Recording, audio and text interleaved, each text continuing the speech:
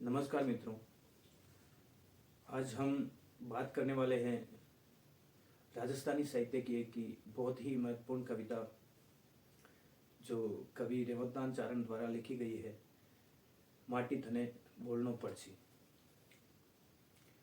पहले हम बात करेंगे कविता के क्या बोल हैं, उनको पढ़ लेते हैं एक बार फिर उसकी हम समीक्षा करेंगे। कवि कह रहे हैं कि मून राखिया मिनख मरेला, धरती नेम तोड़नो पड़सी, करनो पड़सी न्याय छेड़ लो, माटी थने बोलनो पड़सी। कुण धरती रो अंदाता है, कुण धरती रो धारणहार, कुण धरती रो करता धरता, कुण धरती रे ऊपर भार। किणरे हाथा खेत खेत में, लीली खेती पाके है, किणरे पान देश री गाड़ी, अद बिच आती थाके है। कहनो पड़सी खरो न खोटो, सांचो भेद खोलनो पड़सी, माटी थने बोलनो पड़सी। मून रखिया मिनख मरेला, धरती नेम तोड़नो पड़सी, माटी थने बोलनो पड़सी। आगे कहते हैं, तू जाने है पीढ़ी पीढ़ी, खेत मुलकरा मैं खड़िया, तू जाने है काल बरस में, भूख मौत सु मैं लड़िया।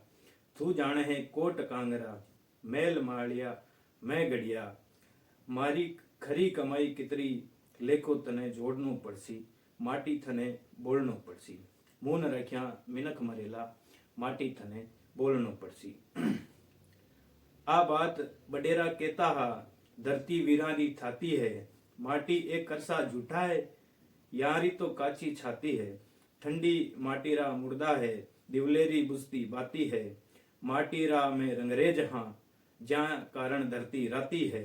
जे करसा मोल चुकाता वे, तो धड़ने शीस तोलनो पड़सी, माटी तने बोलनो पड़सी। मून रख्या मिनख मरेला, धरती नेम तोड़नो पड़सी। जद मैं अंधारी राता में, टूटोड़ी धानी चौती ही, तो मारूरा रंगमेला में, दारूरी महफिल जमती ही। जद वहां उनाली लुआ में, करसेरी काया बलती ही, तो छेल भवर रे चोबारे, चौपड़री जाजम ढलती ही। इण भरी कचेड़ी देण गवाही, उभा घड़ी दौड़नो पड़सी, माटी थने बोलनो पड़सी। मून राख्या मिनख मरेला, धरती नेम तोड़नो पड़सी। कवि रेवतदान चारण। अब हम बात करेंगे इस कविता की समीक्षा की। तो कवि रेवतदान चारण ने इस कविता के माध्यम से जो मिट्टी के कर्णधार हैं उनकी रूपरेखा प्रस्तुत की है और साथ ही साथ सामंती परिवेश का भी चित्रण किया है। एक तरफ शोषक वर्ग है, एक तरफ शोषित वर्ग है।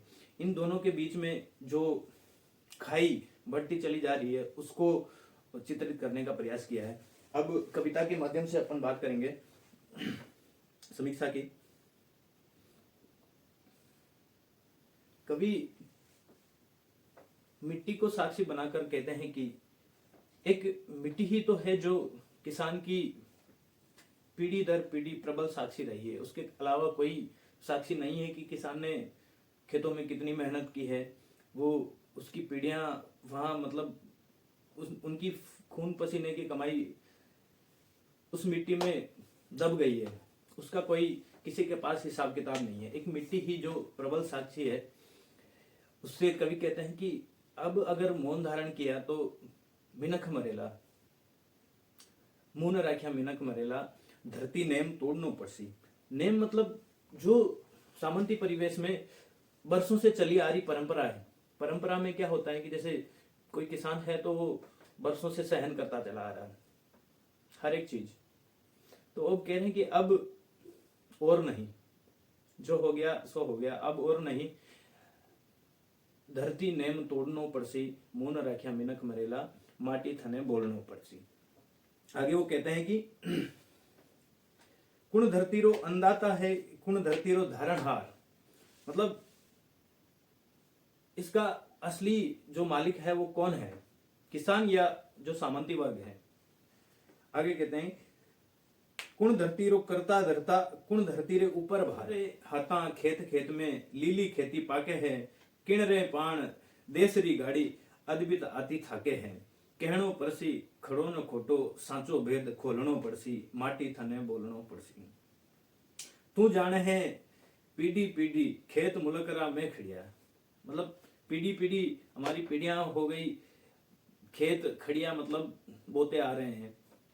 तू जाने है काल बरस में भूख मौत सु मैं लड़िया।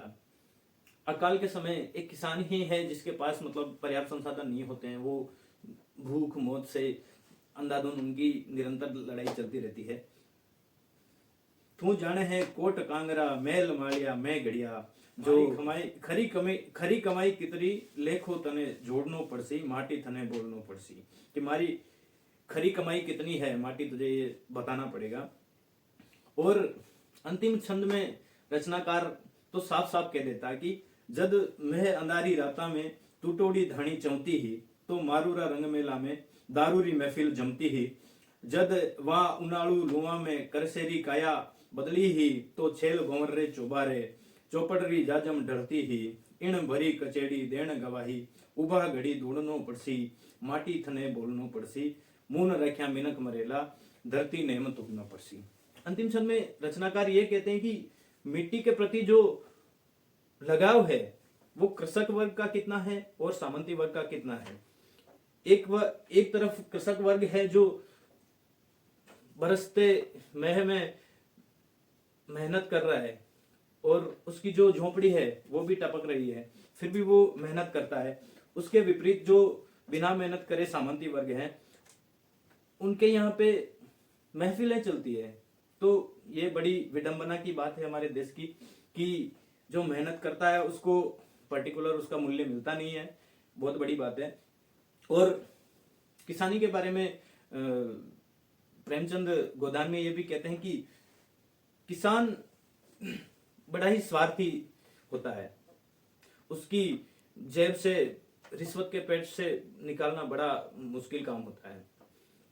वो काश्तकार के पास बैठा बैठा घंटों तक चिरोरी करता है कि उसके 2 पैसे भी अगर छूट जाएगा तो उसका परिवार 2 वक्त की रोटी आसानी से खा सकेगा।